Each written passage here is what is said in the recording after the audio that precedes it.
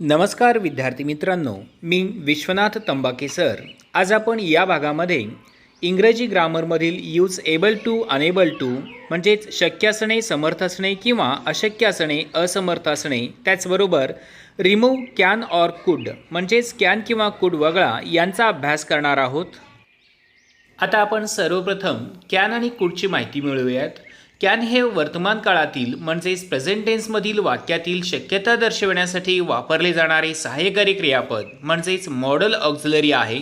तसेच कुड हे भूतकाळातील म्हणजे पास्ट टेन्समधील वाक्याची शक्यता दर्शविण्यासाठी वापरले जाणारे सहाय्यकारी क्रियापद म्हणजेच मॉडल ऑक्झिलरी वर्ब आहे.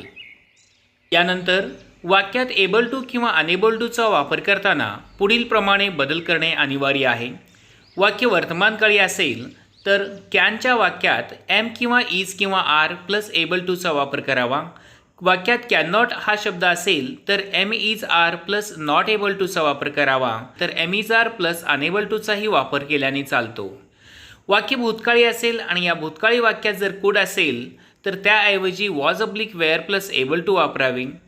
कुड नॉट असेल तर was oblique were plus not able to वापरावे किंवा was oblique were plus unable टूचा वापर करावा.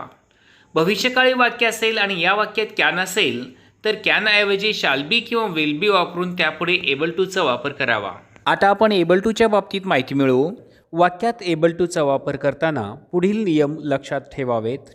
1. एबल टूचा वापर करताना दिलेल्या वाक्यातील कॅन, कुड किंवा वुड यासारखे सहाय्यकारी क्रियापद असतील तर ते वगळावेत. 2. कॅनऐवजी am oblique is oblique are यापैकी योग्य ते एक सहाय्यकारी क्रियापद घेऊन त्यापुढे एबल टूचा वापर करावा. 3. वाक्यातील कुड किंवा वुड याऐवजी वाक्यात वॉज किंवा वेअर वापरून त्यापुढे एबल टूचा वापर करावा. त्यापुढे वाक्यात पॉसिबल हे शब्द असेल तर ते काढून त्या ठिकाणी एबल टू लिहावे व त्यापुढील मुख्य क्रियापदापर्यंतचे सर्वच शब्द वगळावेत. आणि शेवटचं पॉईंट, त्यानंतर पुढील वाक्यात कोणतेच बदल न करता वाक्य आहे तसेच लिहावेत. आता कॅन आणि कुडच्या वापराचे उदाहरणं पाहूयात.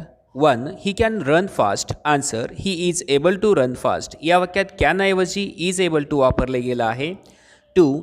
ही could work hard in the late 90s. Answer, he was able to work hard in late 90s. या वाक्यात कुडऐवजी वॉज एबल टू वापरले आहे. Next, I can speak English. Answer, I am able to speak English. या वाक्यात कॅनऐवजी am able टूचा वापर करून वाक्य बदललेले आहे. त्यानंतर next, we could win the match. Answer, we were able to win the match. या वाक्यात कुडऐवजी वेअर एबल टू वापरला आहे. आणि last, Naira can become a good speaker. Answer, Naira is able to become a good speaker. या वाक्यात कॅनऐवजी is able to वापरले आहे. आता याच प्रकारचे आणखीन काही उदाहरणं पाहूयात. 1. Her guests could see her special gift. Answer, her guests were able to see her special gift. या वाक्यात कुडऐवजी वेअर एबल टूचा वापर करण्यात आला आहे. 2. We can work for a travel agency. Answer, we are able to work for a travel agency. या वाक्यात सुद्धा कॅनऐवजी आर एबल टू वापरला आहे. 3. You could send an email to him. Answer, you were able to send an email to him. 4. My father can fulfill all my needs. Answer, my father is able to fulfill all my needs. आणि 5व्या वाक्यात Vinita, Aaradhya and Naira can read English properly. Answer, Vinita, Aaradhya and Naira are able to read English properly. वरील सर्व वाक्यामध्ये कॅनऐवजी am is are able to व कुडऐवजी was were able टूचा वापर केले आहे. यानंतर अनेबल टूचा वापर कसा केला जातो याचा अभ्यास करूयात. वाक्यात अनेबल टूचा वापर करताना पुढील नियम लक्षात ठेवावेत. 1. वाक्यात कांट किंवा कुडंट हे शब्द असतील तर ते वगळावेत. 2. वाक्यातील कर्त्यानंतर एम किंवा इज किंवा आर किंवा वॉज वेअर यापैकी एका सहाय्यकारी क्रियापदाचा वापर करावा. 3. वाक्यात आय हा कर्ता असेल तर त्यापुढे एम वापरावे. वाक्यात ही, शी, इट किंवा कोणतेही एकवचनी कर्ता म्हणजेच सिंग्युलर सब्जेक्ट असेल तर त्यापुढे इज किंवा वाज वापरावे. नेक्स्ट, वाक्यात वी, यू, दे किंवा कोणतेही अनेकवचनी करता म्हणजेच प्ल्युरल सब्जेक्ट असेल तर त्यापुढे आर किंवा वेअर वापरावे आणि शेवटी सहाय्यकारी क्रियापदानंतर अनेबल टूचा वापर करून त्यापुढे मुख्य क्रियापद म्हणजेच मेन व्हर्ब वापरावे. आता या प्रकारची काही उदाहरणं पाहूयात. They couldn't attend the meeting. Answer they were unable to attend the meeting. या वाक्यामध्ये कुडंट ऐवजी वेअर अनेबल टूचा वापर करण्यात आला आहे. 2. She couldn't read the book. Answer she was enable to read the book. या वाक्यात कुडंट ऐवजी वॉज अनेबल टू वापरलेला आहे. 3.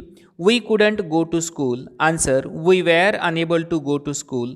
याही वाक्यात कुडंट ऐवजी वेअर अनेबल टूचा वापर झाला आहे. 4. I can't swim in the river. Answer I am unable to swim in the river. या वाक्यात कांट ऐवजी एम अनेबल टू. त्याचबरोबर 5वं they can't work in the factory. Answer they are unable to work in the factory असे उत्तर होते. आता या प्रकारचे आणखीन काही उदाहरणं पाहूयात. 1. Children can't practise in gym. Answer children are unable to practise in gym. 2. We couldn't take part in the sport. Answer we were unable to take part in the sport. 3. Yash can't do anything. Answer Yash is unable to do anything. 4. You couldn't achieve your goal. Answer you were unable to achieve your goal. 5. The boy can't solve the sum. Answer the boy is unable to solve the sum. 6. She couldn't believe what I speak. Answer she was enable to believe what I speak. वरील सर्वच वाक्यात can't ऐवजी am is are unable to व couldn't ऐवजी was किंवा were unable टूचा वापर करून वाक्यात बदल केलेले आहे. मित्रांनो, ग्रामरचा हा भाग समजून घेण्यासाठी शेवटपर्यंत व्हिडिओ ऐका, पहा व समजून घ्या आणि आवडला असेल तर सबस्क्राईब आणि शेअर करायला विसरू नका. थँक्यू.